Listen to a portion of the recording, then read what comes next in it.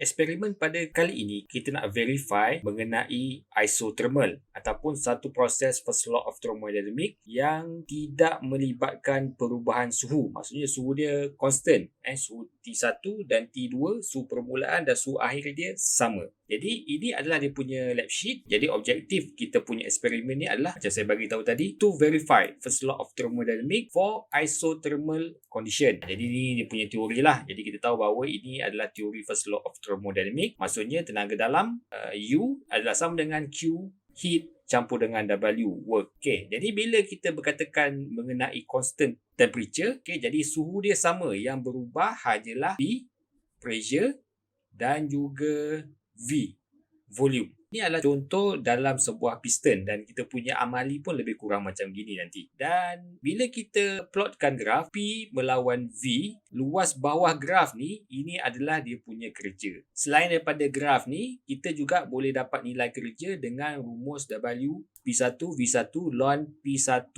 over P2. Ini antara rumus kerja lah. Ada juga rumus yang lain yang pakai MRT pun boleh juga. Tak ada masalah. Tapi untuk eksperimen ni, rumus ni lebih sesuai. Jadi, dalam eksperimen kali ini, kita nak tentukan betul tak kita boleh dapat graf ni, dan bila kita dapat graf ni, berapa nilai kerja yang kita akan dapat bagi keadaan eksperimen yang kita akan buat. Jadi, kita punya apparatus simple je. Kita pakai online apparatus. Jadi kita klik link ni.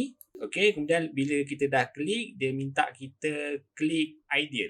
Kita klik ideal yang ni lah, yang pertama ni lah. Ini kita punya apparatus. Jadi kita ada sebuah tangki yang uluk-uluk. Kemudian kita ada thermometer. Kemudian kat sini kita panggil sebagai pressure gauge. Kemudian kat sini kita ada pump. Kita ada pump macam pump angin tayar tu lah. Kita boleh gerakkan dia. Maknanya kita klik, terus dan kita pump dia. Pumpnya itu. Kemudian kita ada, ini dia punya sumber suhu je lah. Tapi kita pakai isothermal, constant temperature. Jadi suhu ni kita tak pakai. Jadi apa yang perlu kita buat kalau kita tengok lab sheet tu, dia kata pertama sekali dia suruh kita 4.1 on the left box, tick width. Dia suruh kita tick sebelah kiri box ni ada width. Jadi kita tick width. Dia ada nilai kat sini. Kalau kita tengok kat sini, nilai dia adalah 10 nanometer. Nanometer adalah 10 kuasa negatif 9. Maknanya kita anggap benda ni kecil. Dalam bekas yang kecil. Kemudian yang kedua dia kata change ATM to kilopascal by clicking drop down menu below pressure gauge. Jadi kita ada pressure gauge di sini, ada drop down menu ini. Jadi kita pilih kilopascal. Yang ketiga, make sure hand pump color is blue. Hand pump. Ini kita punya hand pump. Jadi dia punya partikel dia blue. Blue ni maksudnya dia punya heavy particle lah. Kita pakai heavy particle lah. Pastikan dia biru. Dia default dia biru. Jadi kalau kita tekan merah ni, tekan balik jadi biru. Kemudian dia kata lagi, yang keempat, click and hold pump handler, pull upward and downward, do 2 times. Jadi yang ni pump lah. Kita pump ni maksudnya kita keluarkan angin dalam kita punya tangki ni. Jadi kita klik, hold, naik atas, turun bawah sekali, naik atas, turun bawah sekali lagi. Jadi kat sini akan nampak pergerakan udara dalam satu bekas yang tertutup. Kemudian dia kata kat sini, on the left checkbox, under hold constant, choose temperature. Sebab kita nak temperature yang constant, jadi ni kita klik. Jadi kat sini kita tak boleh nak edit lah dia punya temperature dia. Kemudian pull handle on the left side of the tank and set the width. Jadi sekarang ni kita boleh adjust yang ni.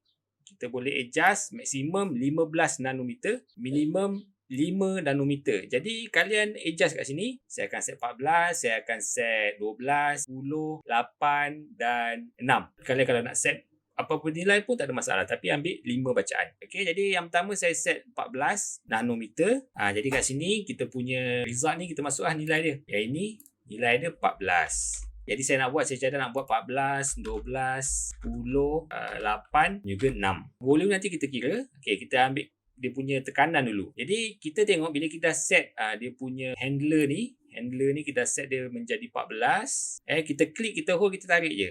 Kemudian kita baca dia punya pressure. Kita baca nilai pressure dia, kita ambil yang maksimum. Sekarang yang maksimum 891. Maksimum kita dapat 891. Kemudian kita set pula 12. Set 12.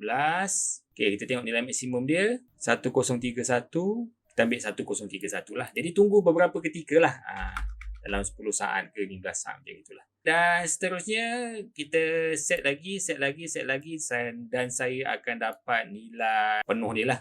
Maksud saya ulang lah. Maksud untuk yang 4.6 ni, pull handle to the left side of the tank and set the width. take the highest value of pressure dan repeat 4 kali, mana kita dah selesai lah. Mana kita ambil 5 percubaan dan ada nilai-nilai dia. Kemudian kita complete the result table. Kita complete, yang ini kita darab. Maksudnya 10 kali 14 nano. 10 nanometer. Ni height ni, ketinggian ni, tinggian tangki ni default dia 10. Okay, jadi 10 kali dengan 14 nanometer, kita akan dapat 1.4 kali 10 kuasa negatif 16. Jadi yang lain pun sama. Jadi yang ni pun sama, kita kali je. Kita kali dan kita akan penuhkan table kita lah. Okey, jadi kita dapat dah nilai kita. Jadi apa yang perlu kita buat, yang pertama disuruh plot P versus V graph. Jadi plot ni kalian boleh guna kertas graf ataupun boleh guna komputer. Kalau siapa yang pandai pakai software macam MATLAB ke MATCAD ke, boleh guna, tak ada masalah. Jadi macam saya tunjukkan contoh saya pakai Excel lah. Tapi nak pakai apa-apa kaedah pun terpulang pada kalian, tak ada masalah. Jadi kita nak cari nilai pressure versus volume. Jadi kita copy daripada Word, paste dalam Excel. Okey, yang ni 10 kuasa 6 kita padamkan dulu sebab kita nak buat graf. Tapi kita kena ingatlah, kita punya nilai ni, volume ni adalah 10 kuasa negatif 16. Okey, ini unit dia adalah meter square kali 10 kuasa negatif 16. Okey, ini unit dia adalah kilo pascal. Jadi kita select je nilai ni dan kita pilih recommended chart. Kita pilih all chart, pilih XY scatter, pilih yang ni. Kita akan dapat profile dia. Jadi kita adjust lah dia punya legend kat sini. Okay, title P versus volume. Isothermal. Paksi Y dia adalah pressure. Okay, unit dia kilopascal. Paksi X dia adalah volume. Volume unit dia meter square. Okay, kemudian kita nak plot dia punya graf ni bagi nampak garisan dia lah. So kita pergi dekat chart element ni, pergi pada trend line, kita pilih exponential. Siap. Jadi sepatutnya exponential ni kena pada titik-titik dia lah. Tapi dia tak kena, mungkin bacaan kita tu kurang tepat. Tapi kalau ikutkan profile dia tu hampir sama dengan teori. Ni kita punya teori. Ini yang kita dapat daripada data amali kita. Okay, profile itu hampir sama, cuma dia tak kena titik exponential. Jadi kemungkinan ada beberapa ralat. Jadi ralat tu mungkin kita ambil bacaan, contohnya dalam lab sheet ni kata ambil yang paling tinggi. Tapi sebenarnya kalau ikutkan yang terbaik, kita ambil yang purata. Jadi kalian boleh cerita pada situlah. Ataupun mungkin kita tak dapat bacaan yang konsisten. Yang ni kita dapat yang tertinggi. Maknanya kita tunggu bacaan tu selama 10 saat. Yang bacaan kedua kita kejap je 5 saat je terus ambil bacaan. Jadi itu juga memainkan peranan. Settle yang pertama ni. Dan yang kedua disuruh kira calculate work done by the system. Okay, work done by the system diberi rumus W sama dengan P1 V1 ln P1 bahagi dengan P2. Okay, jadi untuk kes ni, untuk pengiraan ni, saya suka untuk kita ambil nilai. Okay, kita ambil nilai P1 ni pada bahagian try yang pertama dan P2 kita ambil pada bahagian try yang kelima. Okey, jadi try yang pertama P1 dia adalah sama dengan 891 kilopascal. Okey, V1 adalah 1.4 kali 10 kuasa negatif 16. Kemudian ln P1 bahagi dengan P2. Okey, P1 kita ambil 891 bahagi dengan P2 kita ambil pada titik 5 ni. Jadi nilai dia adalah pressure 2092 kali 10 kuasa 3. So kita kiralah dia punya W. Jadi kita dapat nilai kerja kita, work kita adalah 1.06 kali 10 kuasa negatif 10 joule. Jadi ini kita dapat nilai negatif. Ini dia punya kerja dia. Sebab apa kerja dia kecil? Sebab kita punya bekas tadi kecil. Bekas kita tu kita anggap sebagai nano. Okey, sebab apa negatif? Negatif ni menunjukkan bahawa ada kerja yang masuk ke dalam sistem. Jadi kerja yang masuk dalam sistem tu membuatkan dia ada nilai negatif. Sebab apa saya kata kerja masuk? Sebab kerja masuk ni sebab kita semakin merapat. Bila kita makin merapat, maksudnya kita punya volume tu semakin mengecil. Jadi seolah-olahnya ada tenaga yang luar menolak dia semakin kecil. Kalau kita ambil nilai, katalah kita ambil nilai trial yang 5 ni, yang pertama, trial yang 1 ni adalah titik yang kedua, kita akan dapat nilai positif. Sebab apa? Sebab dia seolah-olah benda ni ditolak daripada dalam dan dia akan membesar. Jadi itu ada bezalah nilai positif dan negatif ni. Bergantung kepada nilai yang kalian ambil. Kalian boleh ambil mana-mana, tak ada masalah. Tapi dua nilai tu sama ada yang trial 1 ni nak jadikan titik 1 ataupun trial 1 ni nak jadikan titik 2, tak ada masalah. Tapi nilai dia akan berbeza.